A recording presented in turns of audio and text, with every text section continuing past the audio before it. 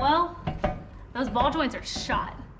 What's going on, guys? Welcome back to the channel. And welcome back to another video. As you can tell, we have Cassie's LJ up here in the shop, and finally, we have Cassie back up here in the shop, and a new little pupper. And a new little pup. So I'm in the shop, the LJ's in the shop. It has a pretty bad case of the death wobble. Pretty sure it's the ball joint. So today we're gonna be changing those out for some Balljoint Deletes. And we're also going to make some changes to the LS swap up here in the front, but we'll worry about that later because right now, we have a lot of stuff to do, you know? I can't really drive it down the road without getting the it's pretty bad. So I've been running the Balljoint Deletes, as most of you guys know, for the past, 3 or 4 months, and they've been amazing. The Jeep drives a lot better, it handles so much better, and I think the LJ is gonna do phenomenal with the set of Balljoint Deletes. So it will. We can only change the ball joints on these so many times. We got a lot of stuff to cover in this video. Let's get started. So here's a little backstory on Cassie's Jeep. This is actually a JK Pro Rock Dana 44 axle. I guess it's not a Dana 44, it's a Pro Rock 44. But this was previously under my JK, and we swapped it under her Jeep. And it's been an amazing axle. However, this is the second set of ball joints that it's gone through. So the very first time it shipped from Dynatrac with a set of Synergy ball joints.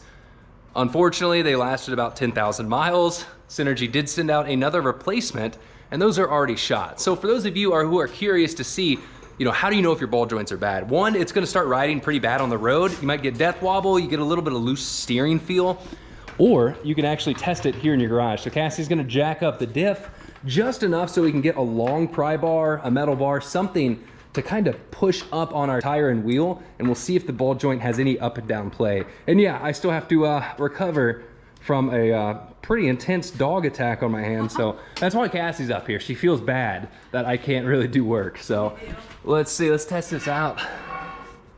We got Shadow. Whoop, whoop. This is Shadow.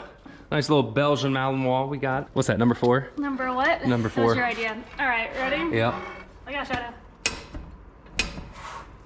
So as you can tell there, you can actually see the play in the ball joint. So that's the upper, it has about 1/8 inch of movement, and the lower is doing the exact same thing. So what happens is when we're going over a bump, our shock and spring, the axle itself isn't moving, the knuckle and tire combo and unit bearing are independently moving from the axle, causing a bunch of bad issues. So clearly these ball joints have seen better days, and unfortunately when it comes to Jeeps, if you're running ball joints, they just seem to always go bad. Once you add bigger tires, heavier vehicles, we start modifying it with bumpers, taking it off-road, the factory ball joints can't handle it, and unfortunately, a lot of the aftermarket ball joints aren't any better.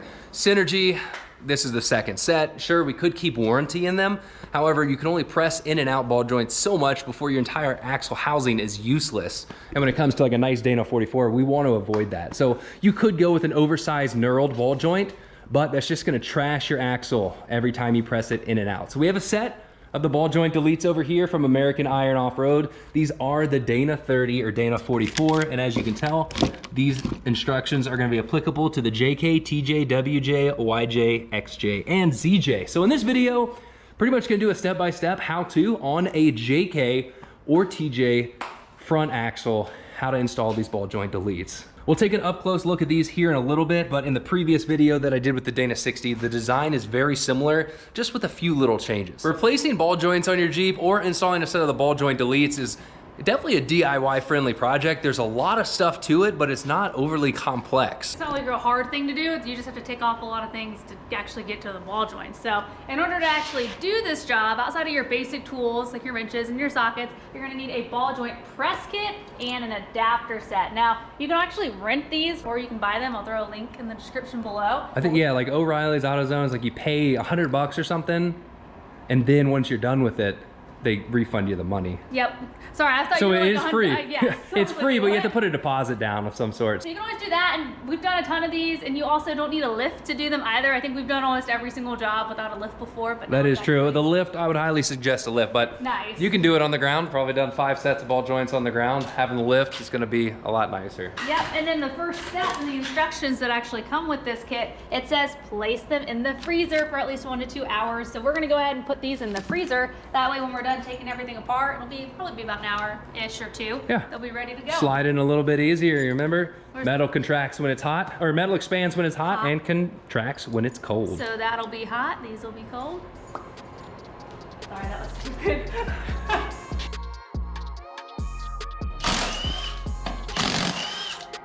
Our first step is to remove the wheel and tire, and that's because we're gonna have to get in here and pull all of this stuff off. So with that removed, we're gonna go ahead and remove our brake caliper and rotor. Woo! Yeah, those were tight.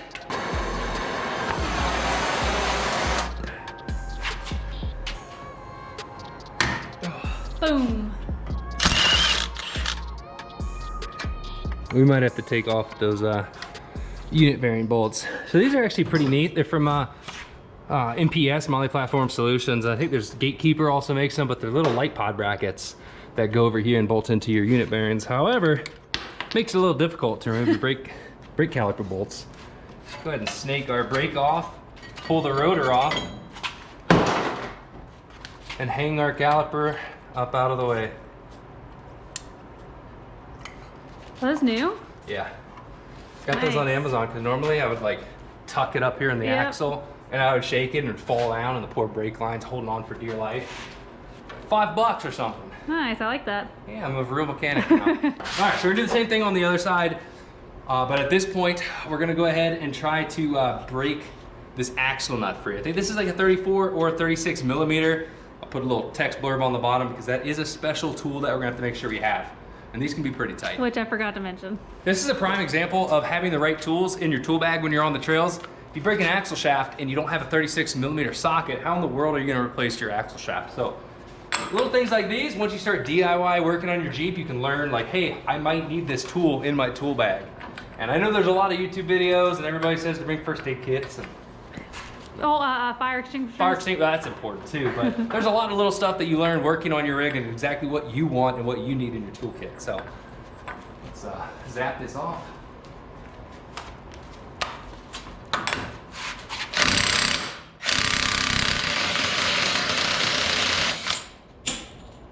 And swivel our silver this way and get access to our 3 12-point sockets. Use a 13 millimeter, that's what holds our unit bearing in place. So we're gonna pop these off. 2 of them are already popped off from our little light bracket. So we're gonna go ahead and swivel it this way.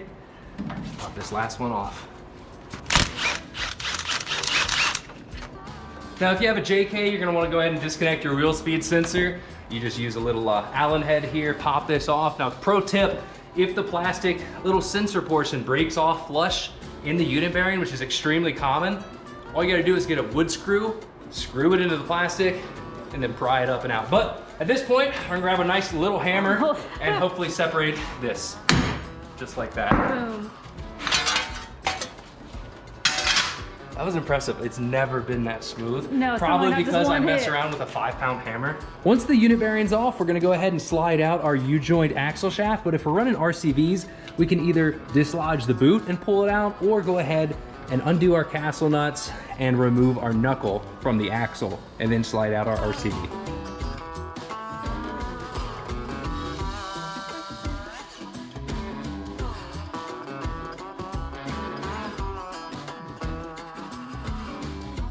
Ben got the ball joint nuts off, so hopefully he can just smack it and the knuckle comes off. Let's see so it. this is my first time doing it with the tie rod left installed, so we'll see, but should just be one less step. She's tight. In that the whole case, Jeep comes crashing down. Just kidding. All right.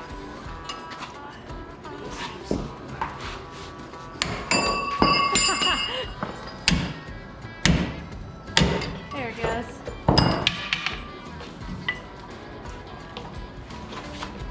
Time to get. Gosh, I wasn't even looking. The camera was way over here because I was too excited. Aw. Sorry, do it again. Wait. Put it back in. All right. Now that that's done, we're gonna repeat the same steps on the passenger side, and then we're gonna be ready to press these ball joints out.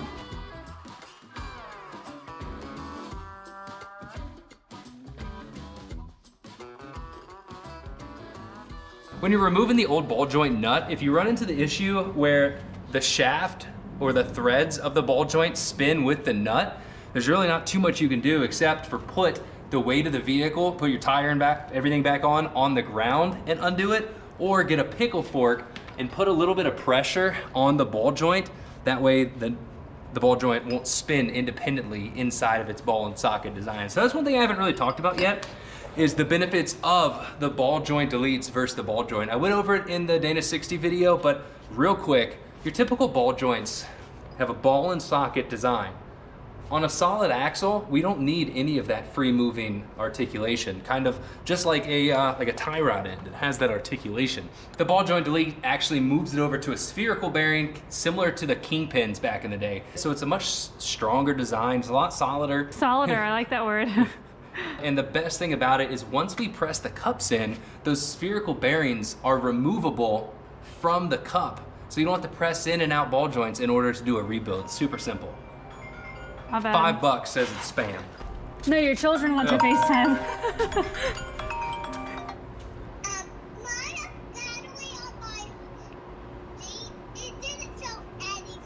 Oh, is the red light off? Yeah. That means it's charged. I'm gonna go some. Okay, I'll come down. All right, well, we're gonna finish up removing this knuckle and then go play with the kids' new RC Jeep. That pop it? Yep. Oh man, now we gotta disconnect the drag link. I'm hoping there's some cool stuff we can do to avoid that. But I just don't know. I think we might No, have the to. pivot arm should swing over. Huh? Pull it. The pivot arm should be able to swing over. Other way. Aha!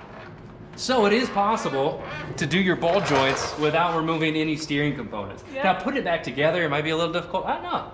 I think that's safe to say that we can do it. That saves like 20 minutes. Yep.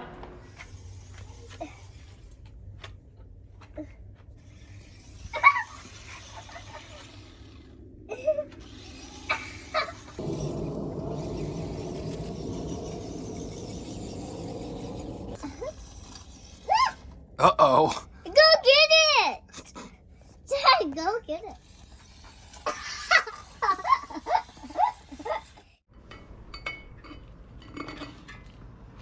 Brake rotors taste yummy, buddy? Oh, that rust. I don't know. At this point, it's time to go ahead and pop out these old ball joints. Now, a lot of people, your first time, one of the hardest parts is trying to figure out how to configure this clamp. Like, what in the world are we doing?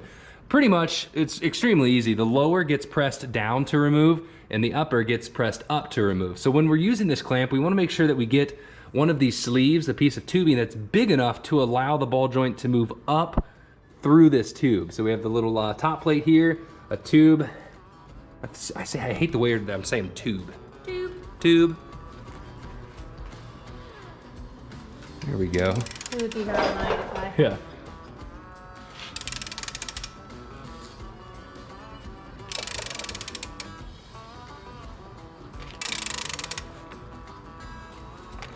It's going. Yeah, I felt it get a lot.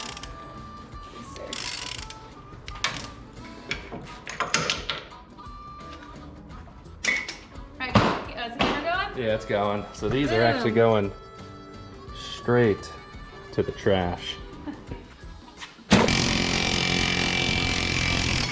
Woo!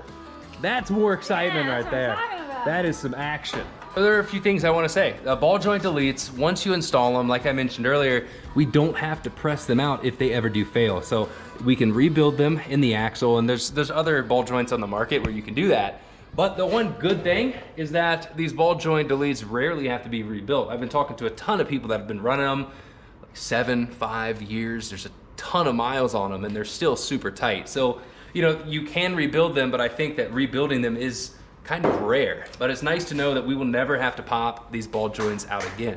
Woo! They're fairly affordable too. For the set of 4, it's $550 for the JK, TJ, all of those Dana 30 and Dana 44 models. If you are military, he offers 10% off, and Black Friday currently is running 15% off, which is quite a lot when it comes to a $550 purchase. But if you do want a cheap way to get a BJ Delete, just get married. Shut up.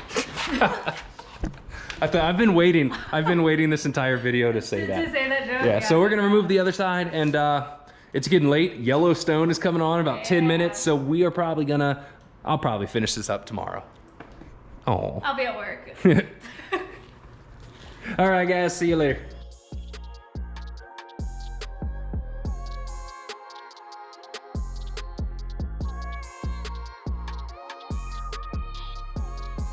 The passenger side now has ball joint deletes installed. Mike came over and helped out. Cassie's at work, unfortunately, but we're gonna surprise her with a job being done. So it's time to take an up-close look at the Balljoint Deletes. I went over pretty in-depth in the Dana 60 Balljoint Delete video on what the actual differences were, and these are pretty much identical. We have our cup that presses into the axle. We have our C-clip here, and inside is the FK bearings. We start off with the lower. We have our instructions, but what we're gonna do is press this just like we would any other ball joint up into the axle.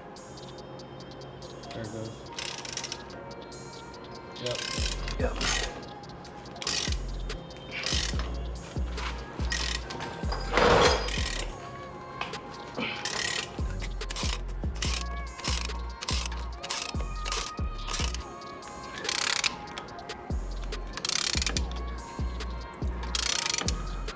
And that's how you press in a set of ball joint deletes. So it's just like pressing in ball joints.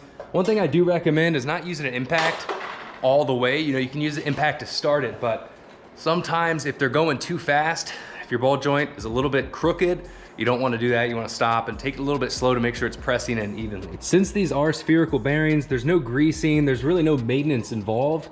We do have O-rings up here. We have 2 in the lower and 1 up here, which we will put in there. The O-rings are designed to keep a lot of the big like mud debris out, but if water or moisture still gets in, the lower isn't sealed, so it can still just go through the bottom. So we wanna make sure we have 2 on the bottom, we're gonna have 1 on top, and then for this stud, we put the thin washer on first, then a small O-ring, and then we're gonna put this larger washer on top when we tighten it down. We're gonna put a little bit of anti-seize up here and down here just to prevent any squeaking when these things are turning. Now on the Dana 60, you don't have to do that, but on the JK, all the Dana 30, Dana 44 models, since this is gonna be turning, we're gonna need a little bit of anti-seize just to make sure it's nice and quiet.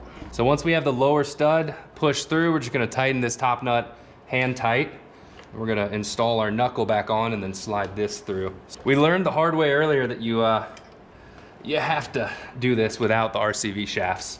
Otherwise there's just no clearance to get in here and tighten up the upper lower nut. Now we're gonna tighten our lower to 40 and our upper to 20 just to seat them both. Sizes for this hardware, the lower nut actually is a 15/16, and then for the thin nut on top, that's a 1 1/16. And then up here, we have an Allen and the 7/8. Once we're set to 40 and 20 foot-pounds, we're gonna tighten this top nut until the threads are just above the little lock nut portion. Maybe another half turn.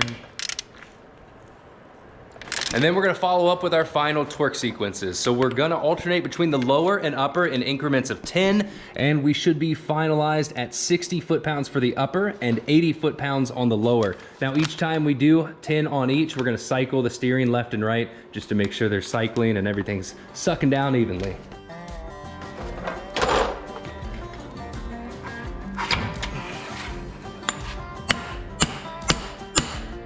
And at this point, we are good to go ahead and start installing everything back together, such as our unit bearing, brake pads, rotors, all that stuff, and call this job done. Thanks, Mike, for the help. Now that the ball joint deletes are in, went ahead and threw everything back together, make sure everything was nice and tight, torqued down back to spec. We have the wheels and tires on, and it is time to take it for a test drive. Now on my Jeep with the Dana 60, they were extremely tight at first, at least for like the first 800 miles. From what I just noticed driving down the road, this thing is perfect. So let's hit the road, see some of the driving characteristics of it, and make sure we do not have death wobble. So one of the big reasons we wanted to actually get this fixed is so we could start tuning the Jeep. And I don't have a dyno, which means it's gonna have to be drive down the road as fast as we can, look at a log, and make some changes. But with old ball joints, we would go about 45 miles an hour, hit a bump, and it would just start shaking. So at this point, if this is good to go, we are good to start making a few changes to the LS swap and start tuning it. So let's hit the road. Unfortunately, it is a little wet today, so we can't do any 0 to 60 tests, but we'll probably start that up in the next video. Cassie's at work, and I know this video is already probably pretty long, so I think the next one will be good for some, you know, see what we can squeeze out of this 5.3 power-wise, because it feels good already. And I've made a few tuning changes, but I'm gonna have to swap to some new injectors, new intake manifold, new throttle body, mostly just because I'm running out of fuel with the old stock injectors, so this thing feels good.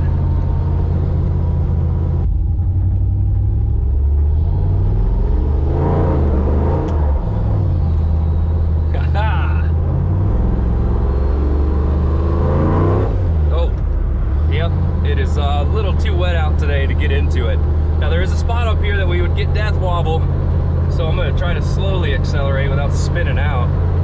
Right here before the bridge. Boom, nothing. That is awesome. So it was pretty clear that the old ball joints were just completely shot and giving this thing death wobble anytime we hit it. So that is good to go. Now, a few common misconceptions when it comes to these Balljoint Deletes. They are not for off-road use only. Now, of course, on the website, if you go and look, it said off-road use only. That's liability. These things handle even better on the road. So off-road, you get a ton of benefits. They're strong, less prone to failure with an axle shaft brake, and they just drive better. They're super tight. The steering is incredibly tight. The LJ is never steered this good. And the second common misconception is that your return to center is going to be gone with these. It's not true. The first 500 miles, while they're extremely tight, it might be a little less, but from what we can see, there's cars coming up. All right, fast forward into a part where we can test it.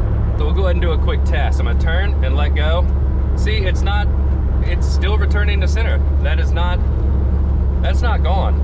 Now, a lot of that is gonna have to do with how much caster you're running and a lot of other factors, but from what I've noticed on this and the Dana 60 swap on the JK is there was no adverse return to center effects. So far, I can go ahead and tell you this thing's driving beautiful. We're gonna put 500 miles on it, and in the next video, Cassie and I will start tuning this thing up, driving it a little bit more, and do a full review. But from what I can tell, these things are just phenomenal. Over here, this really, really bumpy road, and it's just soaking it up with almost zero steering wheel feedback. All we have left to do is take this on the highway and see what it feels like.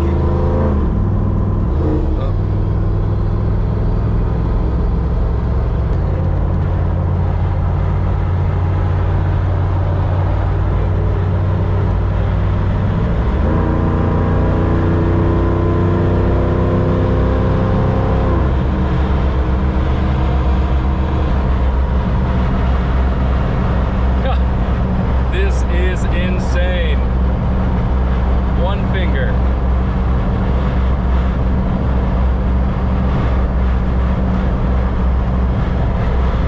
Yep, got some bumps there, no issues. Another set of bumps. Wow. That's all I can say is wow. And it's funny because I think Cassie's speedometer is off, so we're probably running close to 80. Don't know why I didn't shift into overdrive though. We're in fourth gear. Beautiful. So to wrap the video up, if you're in the market for ball joints, whether you're replacing, your worn out ball joints, or you're planning a build and you don't know what to go with aftermarket wise, give the Balljoint Deletes a shot. They're extremely nice. There's a ton of people running them, very happy with it. I'm happy with how both of these drive.